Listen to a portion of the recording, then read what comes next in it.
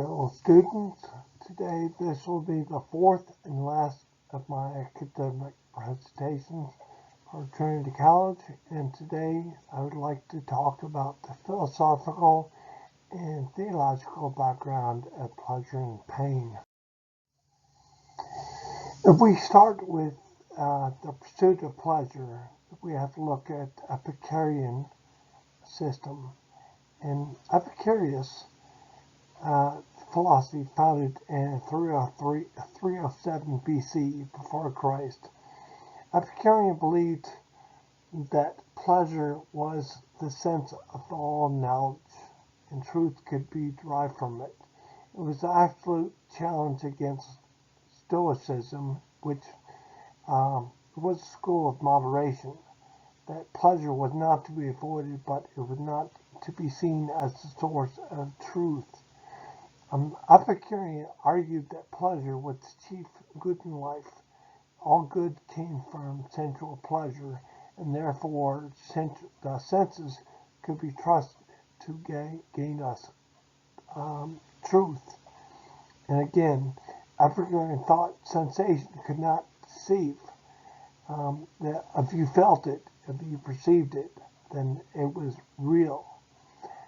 Hence, living in a way to get the greatest amount of pleasure was considered the pinnacle of living a good, truthful life.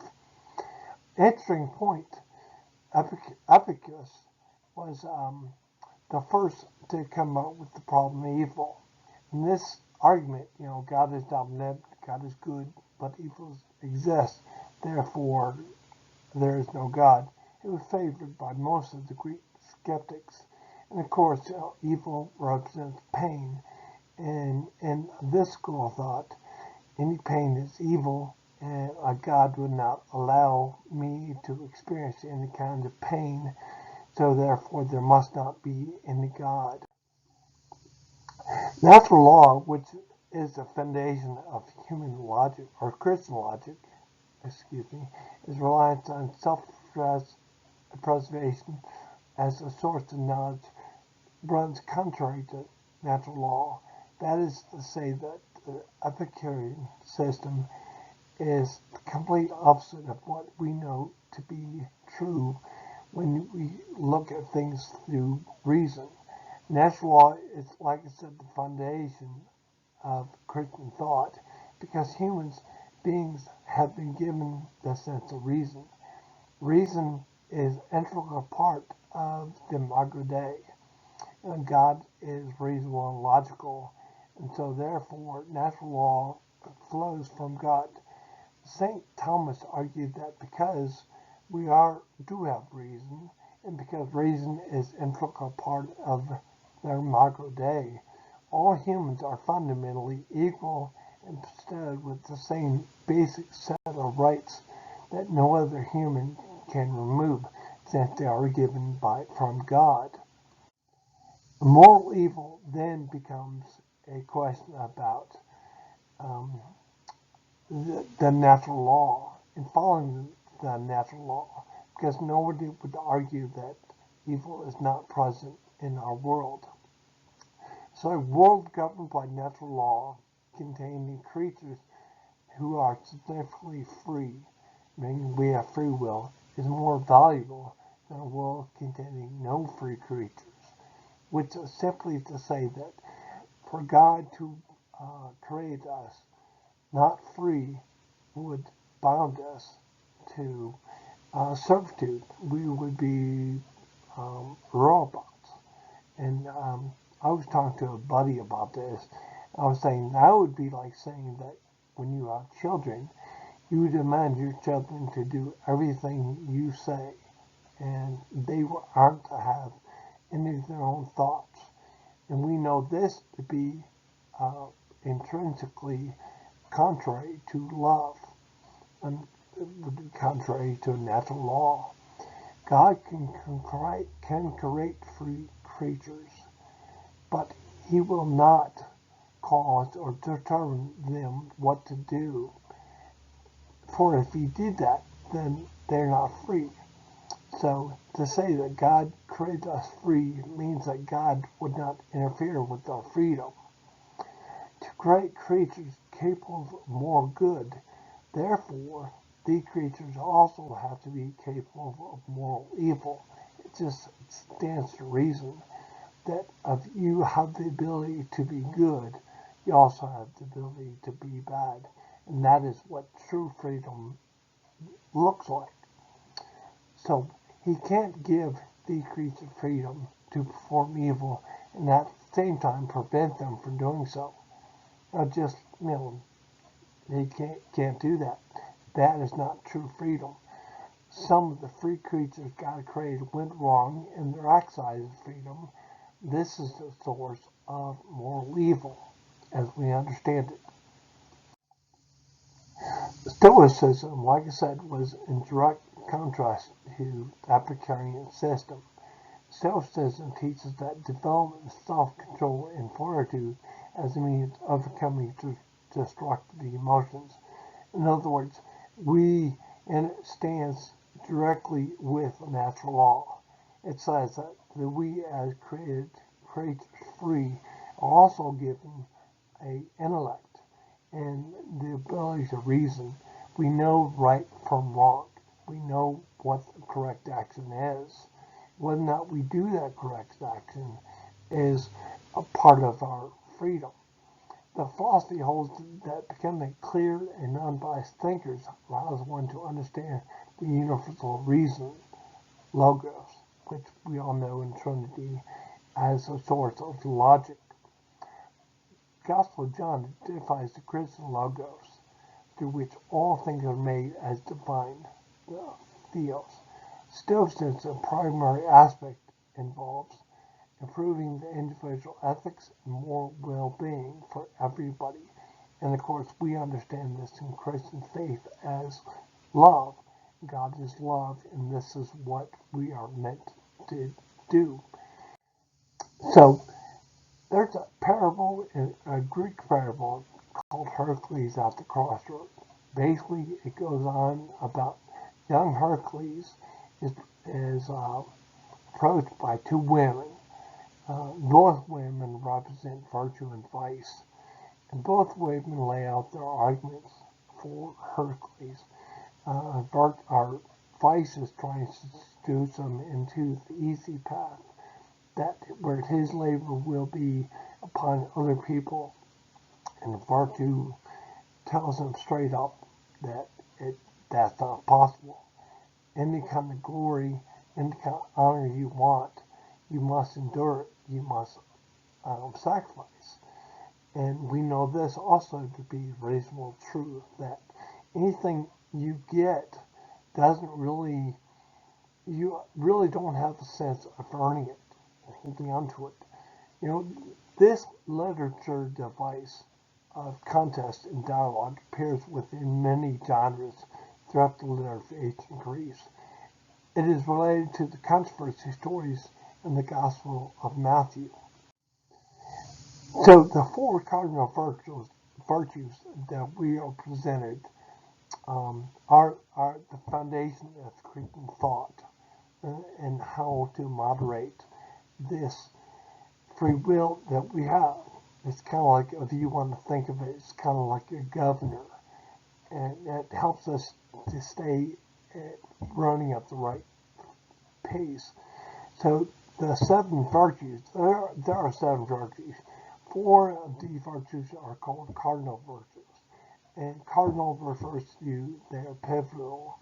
In order to have the three other virtues, you must have the four virtues down. In other words, they're the cornerstones. And by practicing these virtues, other ones come along. The other three virtues, like I said, are the theological virtues, and they play a direct role in the other four. So a virtue is a trait or quality that is deemed morally good. And of course, a vice would be the opposite of that. And thus, any value as a foundation principle of good morals. So, any good moral being is going to have a foundation in the virtue. and that just stands to reason. In other words, it is a behavior that shows high moral standards, doing what's right and avoiding what is wrong. And again, like I said, a vice would be the complete opposite of that. And this again is what we get through natural law. It just stands to reason. I mean, that just is. So the first of the four cardinal virtues of prudence. Prudence is seen as a discipline of delaying action until you have considered the consequences. So this would be the opposite of impulse. Prudence would be that I'm going to wait and consider the pros and cons and choose the wise direction, the wise path for that. And Hercules at the crossroads, Hercules is very prudent. He's given a choice, and he weighs both options, and he chooses the one that is morally good, even though it's harder to do, which is kind of contrary to our current secular worldview, which says that you should always take the path of least resistance. You should take the easy path, when actually ethics and virtues teach us that the hard path, which we know in the New Testament, Jesus teaches us that this is the path to glory. So sometimes people make the same mistake again and again. And this is because, they are undisciplined, like I said. They are prone to take each path without considering the other one, simply because it's going to take more effort and it's harder. So I take the path of least resistance. We can look at any number of social ills nowadays and come back to this and say, oh, I definitely can see where pleasure is overriding the senses, overriding the reason, because no reasonable person would do this, right? And we see this a lot of times in addiction. We see someone that normally knows that this behavior is destructive, but yet they don't have the will to change it or to fix it. So the word prudence comes from the Latin word prudentia, meaning foresight. So in a way, prudence is having a little foresight. And I know in my life, the older I get, the better I've come at prudence, because I have more foresight. I've done enough things wrong. I've learned from my mistakes that looking forward, I know with some certainty the right choice to make. And by doing this, my life has become easier, far easier than it was, say, in my 20s. It is often thought the term of using wisdom, insight, and knowledge, which is, I think, the goal of any Christian is to gain the wisdom, insight, and knowledge. I would say it's the goal of any creature, of God, and we're all creatures of God. In this case, the virtue becomes the ability to judge between good and bad actions.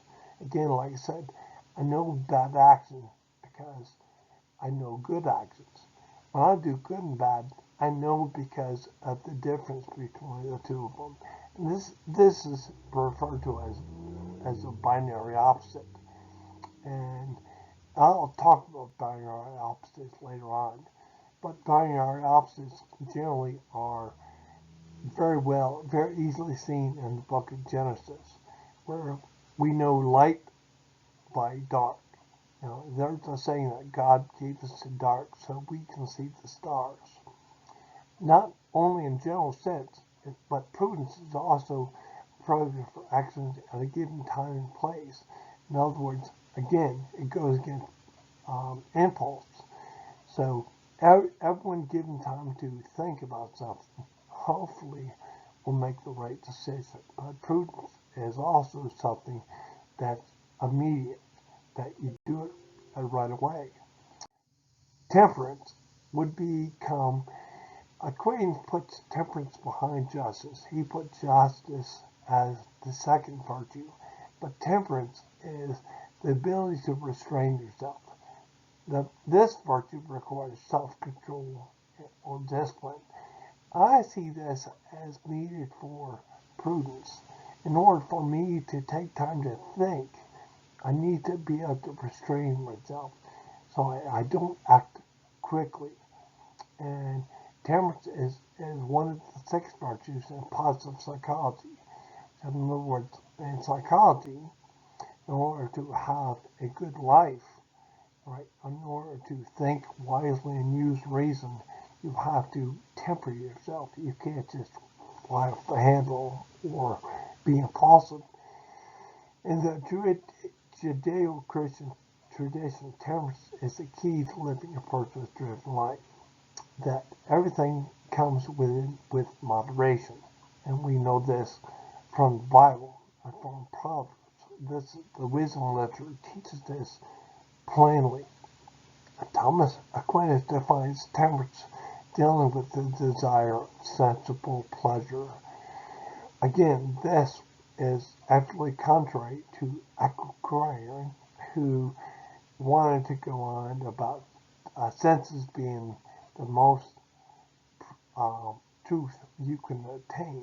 Thomas Aquinas says, no, temperance deals exactly with these kind of desires that can lead you down a rabbit hole. For Aquinas, temperance never contradicts pleasure itself. So pleasure is to be enjoyed, but the temperate man does not shun all pleasure, but he only those that are contrary to reason. So in other words, I go to Golden Corral and I enjoy the buffet at Golden Corral. I feel full and I'm satisfied. It's reasonable for me then to leave, even though I have a plethora of good food laid before me. Do I always practice temperance?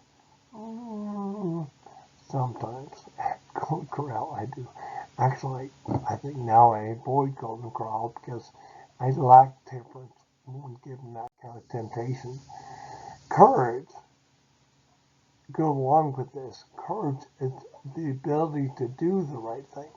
So when you have delayed your actions and you've restrained yourself, you consider prudence, you consider the right choice to do. Courage is what makes you do it.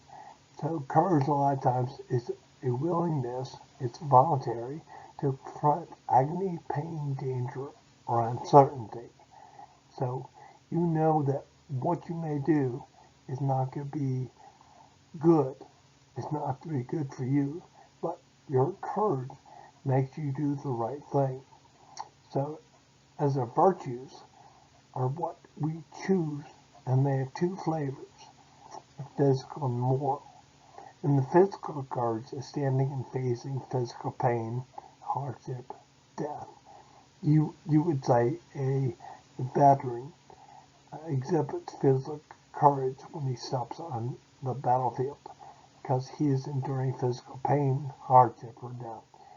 You would even say a first responder who rushed into the buildings on 9/11 demonstrated physical courage. Moral courage, on the other hand, is the ability to act rightly in the face of opposition, shame, or scandal. And this could be that I know for myself personally, I got my start in drug addiction back when I was 20, and back then, this would have been the early 90s. AIDS, HIV, hepatitis C was very prevalent. It was spreading all over the place. And one way to combat that was directly by giving needles getting clean needles to drug addicts, because drug addicts would often share needles, and when they shared needles, they always had some residue of blood in the needle, and by transferring that needle to another person, they would give them a communicable disease. So the best way to confront that was called harm reduction, was by giving them clean needles. I took a job as program manager to oversee the needle exchange in my state. Many of my friends and colleagues turned their back on me. Didn't like what I was doing, and it took moral courage for me to do it, because I felt like, and it was the right thing to do, to save lives and stuff. And so that would be an example of moral courage that I have in my life, that rarely comes available. Fortitude, it often goes hand in hand with courage. Fortitude holds approximately the same meaning as courage. It's the ability to hold yourself upright. Plato describes courage as a sort of perseverance. Thomas Aquinas saw fortitude or courage primarily as a sense about endurance. And a lot of times we see this, we see people struggling, that they are having trouble, but if they endure, they overcome that, and they become stronger in the process, and they're using the virtue of courage to overcome that. Justice is an ethic and a virtue, and I'll explain that. As a virtue of justice, it's also ethic, as I said, but as ethic, it's following rules laid down to us by other people. When we follow laws, we are showing the ethic of justice. The virtue of justice is internal guidance. It's following our own sense of right or wrong. And of course, we do this by following other virtues. And that is it. So, as ethic, justice ethics, or ethical justice, is following the rules laid down by others or our society. A virtue of ethics is internal. It's what we know to do right or wrong. Aquinas ranked justice as the second behind prudence, but before fortitude and temperance. I'm not so sure, but I'm not going to argue with the father of the church. Prudence is perfection of the intellect. There's no argument there at all. Well, justice is a habitual inclination of the will. You will often see people that trump the rights of others, and then you'll see that people that fight for the rights of others. And this would be an example of that, very well, of that. Justice, evil and good, the reality of evil and good is overwhelming. Acts of love and generosity do not make the headlines. So we are left with a feeling of that evil is everywhere in the world, but it's not. I would argue that a majority of people are loving and generous in their acts, but they don't make headlines.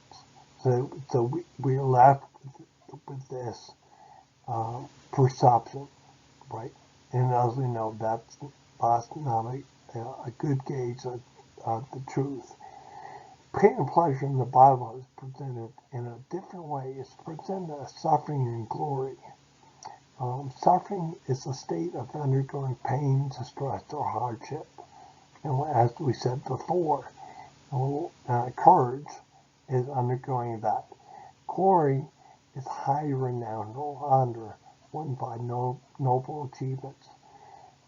Hercules chose the path of virtue because it was the path to glory. In order to have true glory, you must undergo suffering, painship, and hardship. The world is logically organized in binary opposites, or basic opposing forces, as I said. Positive, negative, work and rest, day and night are among the many binary opposites we have. Theologically, pain and pleasure is framed as suffering and glory. The two are required. The two are binary opposites. We cannot have glory unless we also know suffering.